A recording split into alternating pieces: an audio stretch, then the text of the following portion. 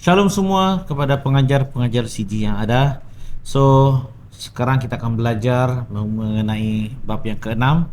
So, Anda sudah sedia untuk belajar ini? So, mari kita belajar tentang bab yang keenam.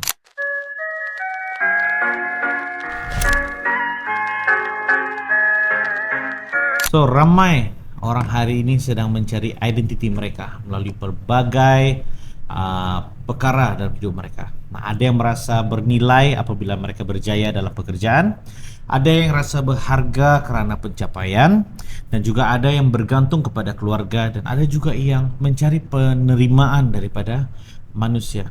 Tetapi semua perkara ini tidak akan kekal. Ia boleh berubah, hilang, atau boleh mengecewakan kita.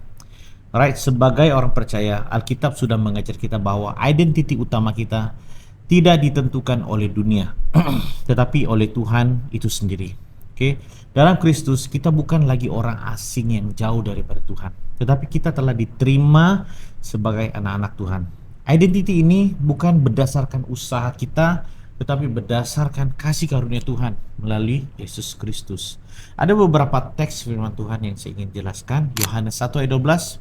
Tetapi semua orang yang menerimanya diberinya kuasa supaya menjadi anak-anak Allah, yaitu mereka yang percaya kepada namanya. 2 Korintus 5 ayat 17. Jadi siapa yang ada di dalam Kristus, ia adalah ciptaan baru, yang lama sudah berlalu, sesungguhnya yang baru sudah datang.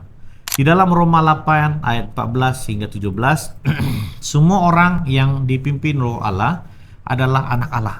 Sebab kamu tidak menerima roh perbudakan yang membuat kamu menjadi takut lagi, tetapi kamu telah menerima roh yang menjadi kamu anak Allah. Oleh roh itu kita berseru, ya Abba, ya Bapa. Roh itu bersaksi bersama-sama dengan roh kita bahwa kita adalah ahli waris. Maksudnya orang-orang yang berhak menerima janji-janji Allah, yang akan menerimanya bersama-sama dengan Kristus, yaitu jika kita menderita bersama-sama dengan Dia, supaya kita juga dipermuliakan bersama-sama dengan Dia. So, kalau kita perhatikan latar belakang teks semua firman Tuhan ini dalam Yohanes 1 ayat 12, di sini Yohanes menjelaskan bahwa sesiapa yang menerima Yesus dan percaya kepadanya diberikan hak untuk apa? Menjadi anak Tuhan. Nah, ini bukan karena keturunan, bukan karena usaha manusia, tetapi ini semata-mata karena anugerah Tuhan. Kalau kita lihat dalam 2 Korintus 5 ayat 17 pula, Paulus menulis bahwa sesiapa yang berada di bawah Kristus adalah ciptaan baru. Jadi ini bermaksud kehidupan lama itu sudah berlalu dan Tuhan memberikan kehidupan yang baru yang dipenuhi harapan dan perubahan. Dalam Roma 8 ayat 14 hingga 17, di sini Paulus menerangkan bahwa Roh Kudus memimpin orang percaya dan memberi keyakinan bahwa mereka benar-benar adalah anak Tuhan. So, identity ini bukan sekadar perasaan, tetapi ini adalah satu kepastian rohani kita bahwa kita ini milik Tuhan dan menjadi pewaris bersama dengan Kristus. Dari keseluruhan ketiga-tiga teks ini, kalau kita lihat, ini menunjukkan bahwa identity orang percaya datang daripada hubungan dengan Tuhan melalui apa? Yesus Kristus, bukan daripada dunia ini. Jadi tema kita adalah identity sebagai anak Tuhan. Perkara yang pertama, orang percaya adalah anak Tuhan. Kalau kita perhatikan dalam Yohanes 1 ayat 12, tetapi semua orang yang menerimanya diberinya kuasa supaya menjadi anak-anak Allah, yaitu mereka yang percaya dalam namanya. So, kalau kita perhatikan ini, yang pertama, semua orang yang percaya kepada Yesus diterima sebagai anak Tuhan. Nah, apabila seseorang menerima Yesus dalam hidup mereka, dia tidak lagi hidup sebagai orang asing, ya. Dia bukan lagi hidup sebagai orang asing kepada Tuhan. Jadi dia diterima masuk ke dalam keluarga Tuhan sebagai apa? Sebagai anak Tuhan. Jadi ini adalah kebenaran yang sangat besar bahwa Tuhan sendiri yang mengangkat kita menjadi anaknya. Ya, bukan karena kita layak, tetapi karena kasih Tuhan itu. Alright. Jadi yang kedua, identity adalah pemberian Tuhan, bukan usaha manusia. Menjadi anak Tuhan bukan sesuatu yang boleh dicapai melalui usaha ataupun amalan kita ataupun kebaikan manusia. Ia adalah pemberian Tuhan melalui iman kepada Yesus Kristus. Nah, ini bermakna Identiti kita ini tidak bergantung kepada prestasi kita, tetapi kepada apa yang Tuhan sudah lakukan untuk kita. Sebagai anak Tuhan, kita mempunyai hubungan yang dekat dengan Bapa. Ini adalah yang ketiga.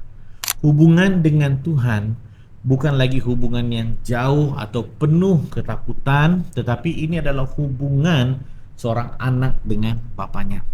Nah, ketika kita boleh datang kepada Tuhan dengan hati yang terbuka, berdoa dan berbicara dengannya, nah itulah karena Dia adalah Bapa kita, dan Bapa kita itu sangat mengasihi kita. Nah, yang keempat, kita tidak lagi hidup sebagai orang yang jauh daripada Tuhan. Sebelum mengenal Kristus, manusia hidup jauh daripada Tuhan. Tetapi melalui Yesus, jurang itu telah dipulihkan. Nah, sekarang kita tidak lagi hidup dalam banyak penjarakan di sini. Tetapi dalam hubungan yang dekat dan pribadi dengan Tuhan setiap hari. Kita sangat dekat dengan Tuhan. Right? Perkara yang kedua, dalam Kristus kita menjadi ciptaan baru. Kita boleh perhati dalam 2 Korintus 5:17. Jadi siapa yang ada di dalam Kristus, ia adalah ciptaan baru, yang lama sudah berlalu, sesungguhnya yang baru sudah datang. Nah, apa yang kita boleh lihat daripada sini? Yang pertama, kehidupan lama yang dikuasai dosa sudah berlalu. Apabila seseorang berada di dalam Kristus, hidup lamanya tidak lagi menjadi identiti utama. Walaupun masa lalu itu masih ada dalam ingatan, tetapi kuasanya sudah dipatahkan. So, Tuhan tidak lagi melihat kita berdasarkan masa lalu kita, tetapi Dia melihat kita berdasarkan kasih karunia-Nya. Yang kedua, Tuhan memberi hati dan hidup yang baru. Tuhan bukan sekadar memperbaiki hidup lama kita, tetapi Dia memberikan hidup yang baru kepada kita. Hati yang dahulu keras dan hari ini mulai dilembutkan. So, pikiran yang lama sudah diubah dan keinginan untuk hidup bagi Tuhan mulai bertumbuh. Semuanya itu dalam diri seseorang yang mau berubah. Yang ketiga, sebagai anak Tuhan, kita mempunyai hubungan yang dekat dengan Bapa. Apabila kita sadar bahwa kita adalah ciptaan baru, kita tidak lagi hidup dengan rasa rendah diri atau terikat dengan kegagalan masa lalu kita. Kita mulai melihat diri kita seperti Tuhan melihat kita, sebagai seseorang yang dikasihi dan sedang dipulihkan oleh Tuhan sendiri. Nah, yang keempat, kita tidak lagi hidup sebagai orang yang jauh daripada Tuhan. Hidup baru dalam Kristus bukan hanya perubahan dalaman, tetapi juga adalah perubahan arah hidup kita. Kita tidak lagi berjalan mengikut setiap kehendak dunia, tetapi mula belajar untuk hidup mengikut kehendak Tuhan setiap hari. Perkara yang ketiga, anak Tuhan dipimpin oleh Roh Kudus. Roma 8 ayat 14 hingga 17. Semua orang yang dipimpin Roh Kudus adalah anak Allah. Sebab kamu tidak menerima roh perbudakan yang membuat kamu menjadi takut lagi, tetapi kamu telah menerima roh yang menjadikan kamu anak Allah.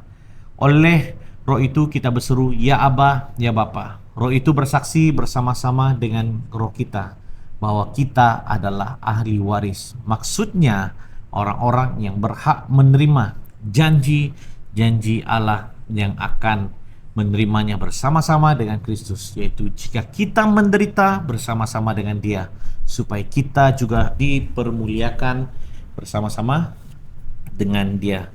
Nah, apa yang kita mau perhatikan daripada teks firman Tuhan ini? Roh Kudus memimpin hidup orang percaya. Sebagai anak Tuhan, kita tidak dibiarkan berjalan sendirian. So, Roh Kudus ini diberikan untuk memimpin langkah demi langkah kita di dalam setiap kehidupan kita. Amin. Dia menolong kita membuat keputusan yang selaras dengan kehendak Tuhan. Yang kedua, Roh Kudus memberi keyakinan bahwa kita ini milik Tuhan. Kadang-kadang kita mungkin ragu ataupun merasa tidak layak. Tetapi di sini Roh Kudus yang menguatkan hati kita dan memberi keyakinan bahwa kita ini benar-benar adalah anak Tuhan. Identiti ini bukan berdasarkan perasaan kita, tetapi ini berdasarkan kesaksian Roh Kudus itu di dalam hati kita, saudara. Jadi yang ketiga, kita akan perhati di sini, anak Tuhan di sini dipanggil untuk hidup sesuai dengan kehendak Tuhan. Menjadi anak Tuhan ini bukan hanya tentang gelaran, tetapi tentang cara hidup kita. Kita dipanggil untuk hidup dalam kekudusan, kasih, dan ketaatan kepada firman Tuhan. Itu adalah sebagai respon kepada kasih Tuhan sebenarnya. Dan yang keempat adalah identiti sebagai anak Tuhan adalah yang akan terlihat melalui cara hidup kita. Apa yang kita percaya dalam hati kita akan kelihatan melalui kehidupan kita. Cara kita bercakap, bersikap, atau membuat keputusan akan mencerminkan siapa kita di dalam Kristus. So, identity ini bukan hanya diketahui, tetapi harus terlihat dalam kehidupan sehari-hari kita. Apa yang kita perlu apply dalam diri kita adalah jangan mencari identiti utama daripada dunia ataupun manusia. Yang kedua, hidup dengan keyakinan bahwa kita dikasihi Tuhan. Dan yang ketiga, belajar hidup dipimpin oleh Roh Kudus setiap hari. Kesimpulannya di sini adalah dalam Kristus kita diterima sebagai anak Tuhan, dijadikan ciptaan baru, dipimpin oleh Roh Kudus. Identity ini memberi kita keyakinan, tujuan hidup, dan hubungan yang dekat dengan Tuhan. So, ada 3 soalan yang harus Anda bincang bersama dengan CG Anda. Dari mana saya selalu mencari identity dan nilai diri? Dan kedua, apa maksud menjadi ciptaan baru dan kehidupan seharian? Dan yang ketiga, adakah hidup saya menunjuk bahwa saya adalah anak Tuhan? Daripada 3 soalan ini, Anda boleh berbincang dalam CG Anda masing-masing. Dan Anda boleh dengan cara bagaimanapun Anda mau bincang, ya, supaya apapun firman Tuhan yang telah Anda dengarkan bersama pada hari ini dapat mereka terapkan dalam diri mereka. Alright, selamat bersiji untuk Anda semua dan Tuhan Yesus memberkati.